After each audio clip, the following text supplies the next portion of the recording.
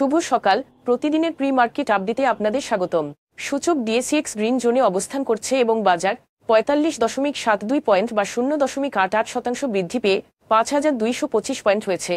বাজারের লেনদেনের পরিমাণ ছিল ৪৫০ কোটি টাকা, যা আগের দিনের তুলনায় ৪৮.০৩% বেশি।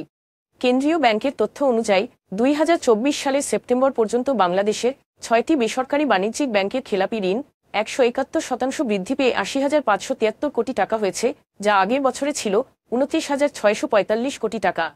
এই তালিকার শীর্ষে রয়েছে ন্যাশনাল ব্যাংক, যার খেলাপি ঋণ ২৩,৭২২ কোটি টাকা, যা এর মোট বিতরণকৃত ঋণের ৫৫.৮১% এবং ব্যাংকটি প্রভিশন ঘাটতি ১৬,৬১৪ কোটি টাকা।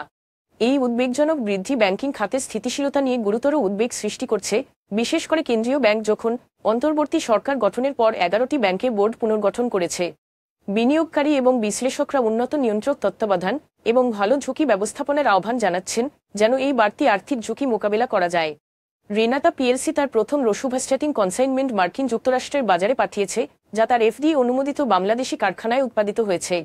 স্থানীয়ভাবে রোলিপ নামে বাজারজাতকৃত এই ওষুধটি আমেরিকান রোগীদের জন্য কোলেস্টেরল নিয়ন্ত্রণে ব্যবহারের জন্য বায়োইকুইভ্যালেন্ট এবং ইন্টারচেঞ্জেবল বিকল্প প্রদান করে, যা ৫ মিলিগ্রাম, ১০ মিলিগ্রাম, ২০ মিলিগ্রাম এবং ৪০ মিলিগ্রাম ট্যাবলেট আকারে পাওয়া যাবে।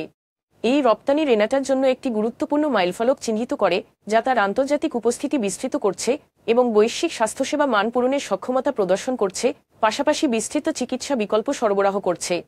বাংলাদেশ ডেভেলপমেন্ট ব্যাংক তার ইনভেস্টমেন্ট কর্পোরেশন অব বাংলাদেশের ২১.৯৪ কোটি শেয়ারের মধ্যে থেকে ৩০ দিনের মধ্যে ১০ লাখ শেয়ার বিক্রির পরিকল্পনা করেছে। এর মাধ্যমে প্রায় ৬.৯৩ কোটি টাকা উত্তোলন করার লক্ষ্য রয়েছে, যেখানে ঢাকা স্টক এক্সচেঞ্জের ক্লোজিং মূল্য ৬৯ টাকা ২০ পয়সা প্রতি শেয়ারে নির্ধারিত হয়েছে। আইসিবি এর স্পন্সর এবং কর্পোরেট ডিরেক্টর হিসেবে বিডিবি এর বিক্রয়কে আইসিবি এর ফ্রি ফ্লোট বাড়ানোর পরিবর্তে তারল্য বাড়ানোর একটি পদক্ষেপ হিসেবে দেখা হচ্ছে। এই পদক্ষেপটি বাংলাদেশ সিকিউরিটিজ অ্যান্ড এক্সচেঞ্জ কমিশনের ২০২১ সালের ম্যান্ডেটের সাথে সঙ্গতিপূর্ণ, যার মাধ্যমে ন্যূনতম ১০% ফ্রি ফ্লোট নিশ্চিত করা হয়।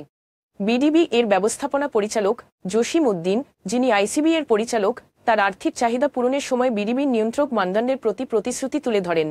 রিন শাইন টেক্সটাইল তার শেয়ারহোল্ডারদের স্বার্থ রক্ষা করতে এবং আর্থিক নিরাপত্তা নিশ্চিত করার লক্ষ্যে হোয়াইট স্টার টেক্সটাইল মিলের সাথে চুক্তি বাতিল করেছে। এটি ১০৫তম বোর্ড সভায় ঘোষণা করা হয় এবং ঢাকা স্টক এক্সচেঞ্জে প্রকাশিত হয়।